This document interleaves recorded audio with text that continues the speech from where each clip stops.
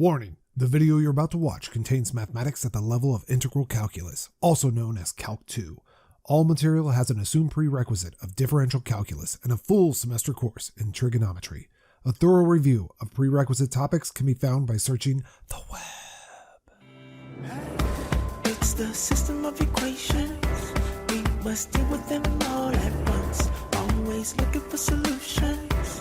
Positive outlook overcome. Hello, my name is Roy Simpson, professor of mathematics at Cosumnes River College in Sacramento, California.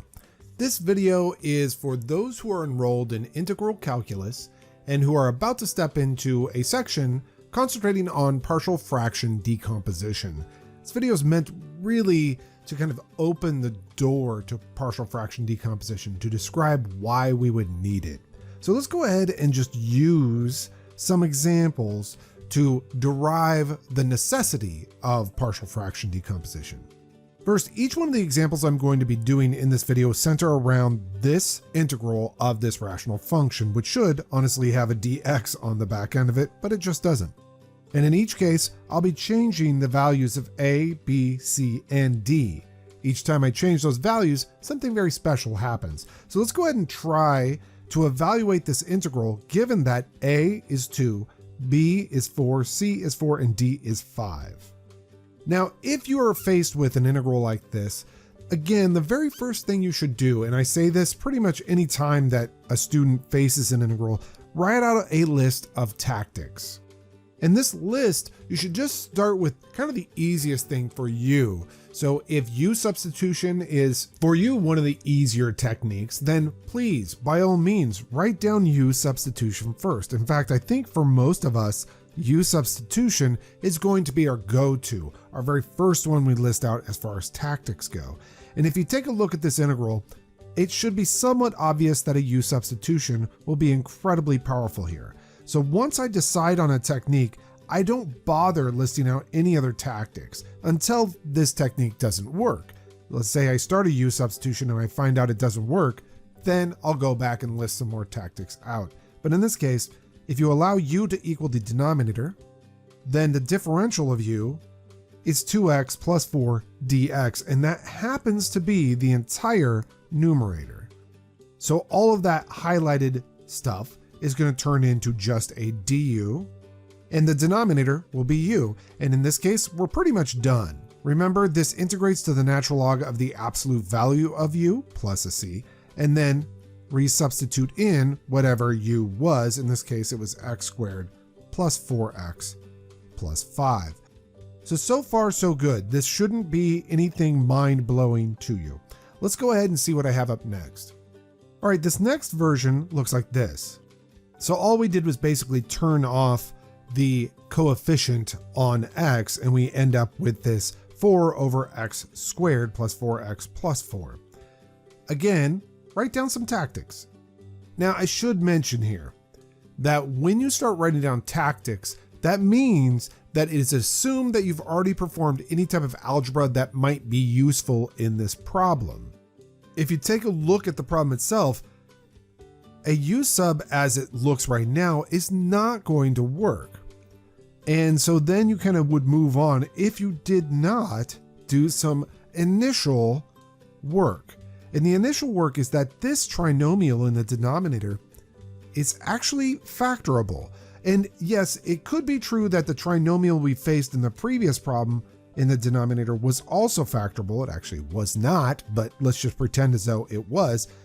Still, in this case, it was very obvious to me at least that a U sub would be great. The derivative of x squared is 2x, the derivative of 4x is 4, so I immediately know that a U sub would be great in this first situation. But in the second situation, the derivative of x squared plus 4x plus 4, well, that's 2x plus 4. That's not what I have in the numerator. However, I then just say, well, is there any type of algebra that I can do, like factoring? And in this case, you can. You get 4 over x plus 2 quantity squared dx.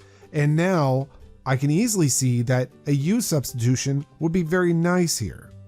If you're one of my students, then you already know a U substitution you don't even have to do this problem, but I'll just showcase it if I'm not your professor, how it's done here. So if u is equal to x plus 2, then du is just dx. And so we transform completely into the world of u. So that's 4 over u squared du. And then the antiderivative of 4u to the negative 2, that's probably a better way to write it, would be, well, add 1 to the power and divide by that new power.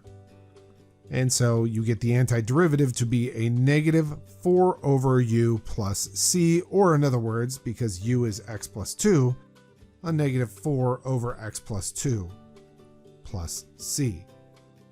What if instead these were our parameters and you get down to something like this, where it's 4 over x squared plus 4x plus 8. Just like in the previous example, I would hope that u substitution would work, but it wouldn't, actually, in this case.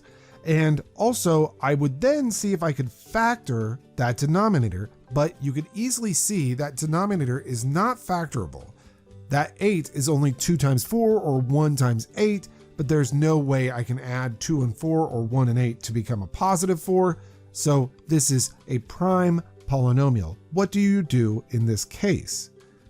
There's no algebra I can use, and if you list out the tactics, again, a u substitution will not work. By parts is really not a great idea because this is not a product of functions where maybe one is a derivative of a known function or something like that. Just by parts is really not a great tactic here. If you're using the Stewart calculus text, then you know you have a section dedicated to just dealing with products of powers of trig functions. Well, since this is not products of powers of trig functions, well, that whole section is kind of out.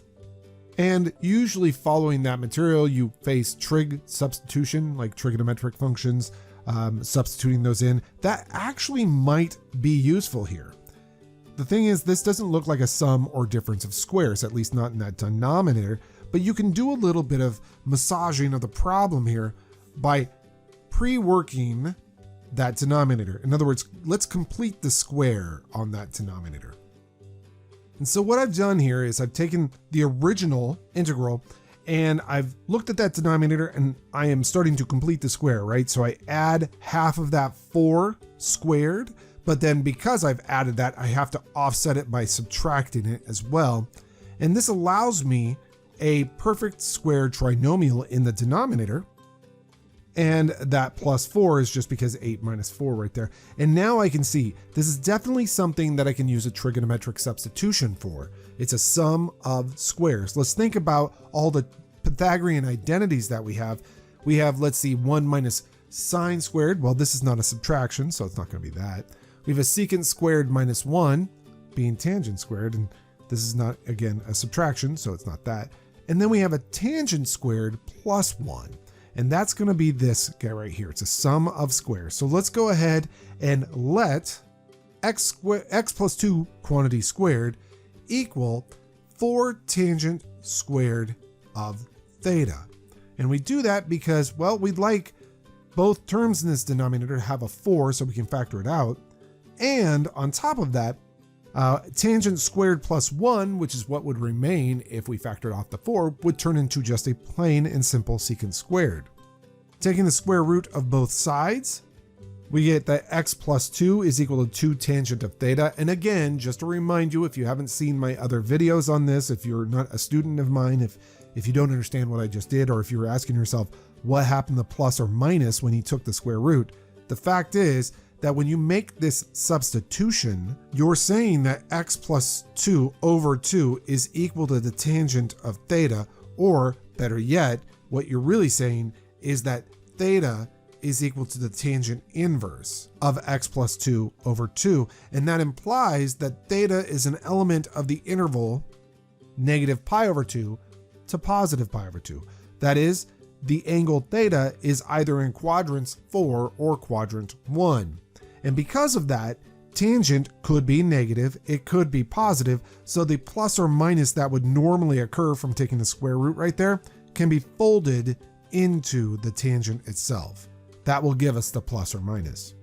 Finally, at least with this green ink, we'll just go ahead and take the differential of both sides. dx is equal to 2 secant squared.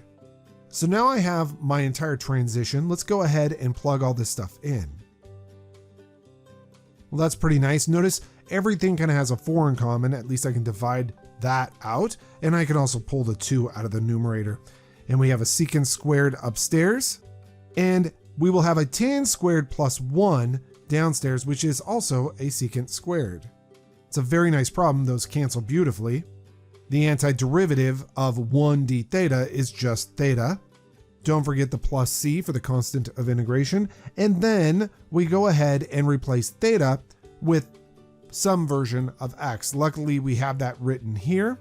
Theta is equal to the tan inverse of x plus 2 over 2. And that is the full solution to that integral. Again, all of this should be familiar from your previous work up to this point. The final subpart of this example is allowing a to equal 1, b and c to equal 4, and d to equal -5. If we do that, we get the following. Again, in this instance, if we start writing down tactics, a u sub initially does not look to be a good tactic. Now, I'm not going to cross it out because there is actually a way to sort of make this work, and some instructors will teach it, but I'm just going to tell you, no matter what, you're going to get stuck on this problem. For example, some people will say, well, notice that numerator is very close to the derivative of this denominator. If only I could change out that x for a 2x, then I would have the numerator as the exact derivative of the denominator. And you could sort of do that. You can multiply both numerator and denominator by 2, and you would distribute the 2 that's in the numerator through both terms in the numerator. But now that 8 is in the way, but that's not a big deal because you can actually rewrite 8 as 4 plus 4. There's nothing wrong with that. And if you do that, you can see that the first 2 terms are actually the derivative of the denominator. So this looks appealing until you get to this point. Yes, a u substitution would totally work on that first integral, but the second one, you're still stuck. It does factor though, that denominator totally factors.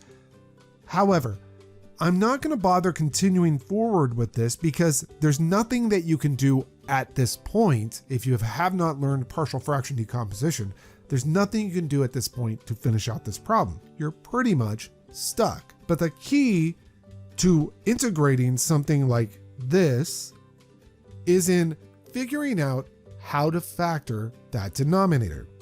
So you spend a lot of time in algebra learning how to factor, and here's why. Well, this and many other reasons, but the reason why here is because, well, you're going to need to be able to factor so that you can do something called partial fraction decomposition. You can see easily that the denominator of this rational function is factorable. Factors to x plus 5 times x minus 1. What you can't see is how we can use that to break this integral apart into 2 pieces. But little did you know, that last example that we were working on could have been rewritten as 1/6 times the integral of 1 over x plus 5 over x minus 1. Both terms of which we can integrate. So the question is, how did I pull that integral apart into these 2 sub-statements? How did I pull that fraction apart into these 2 sub-fractions, which will be much easier to integrate because, well, the first one will give us the natural log absolute value of x plus 5, and the second one will give us 5/6 times the natural log absolute value of x minus 1, and then we have a plus c. That we could totally do. So how the heck did we decompose that original integrand into that? Well, the easiest way to see the idea of it is to look at a regular old simple fraction from arithmetic. 7 over 12. The key here is to realize that there are a lot of ways the denominator 12 can be written. It breaks into 4 times 3. Actually, probably I think most people would break it into 2 times 6, but whatever. And 4 breaks into 2 times 2. These are the prime factors of 12. So it is totally possible that this fraction, 7/12, could be written as the sum or difference of fractions, where the fractions that it's written as a sum or difference of have denominators of 2, I'll put plus or minus, 2 squared, I'll put a plus or minus, and a 3. And in fact, I should just put pluses there because the reality is we don't know what the numerators are. We'll call them A, B, and C. And our job is to find the values of A, B, and C that make that addition turn into 7/12. And sometimes it's pretty fast to figure out, especially with numbers like this. For example, if B and C were both equal to 1, you would have 1/4 plus 1/3. 1/4 plus 1/3 is 3/12 plus 4/12, or in other words, 7/12. That's just one possibility. There's a whole bunch of other possibilities here, but that's one way we could do it. But it begs the question, is there some type of mechanical or algorithmic way to find out what those coefficients or those numerators are? Well, with a fraction like this, there's not really a good way to do it. But if you have a fraction like this, there is actually a pretty easy way to do it. Now, I'm not going to do it in this video. So this video is just to kind of lead us up to the moment right before we start learning that idea. But you might be able to start piecing it together if you take a look at this fraction right here, and you know that somehow I pulled this apart, kind of like a taffy pull or something like that. I pulled this fraction apart into some number over x plus 5. Let me zoom in on that. Plus some other number over x minus 1. Notice I've pulled it into its component factors. The denominators of these fractions are representations of the factors here. Just like the denominators of these fractions, the 2 and the 3, are represented here. And then because we had 2 powers of 2, I also needed a 2 squared. That will come into play later on. Now, my hint to you, rather than actually teaching the method right now, is to multiply both sides by the LCD. With that, I'm going to step away from this video, let you think about that, and then maybe I'll have another video coming up. It's the system of equations. We must deal with them all at once. Always looking for solutions. Positive outlook overcomes obstacles getting in our way, cause affects more than we can sometimes see. Things for what they are and work together until you feel at peace. Says, listen close, don't talk too much that isn't kosher. You may really hurt inside. It doesn't justify you to speak too loud and cry.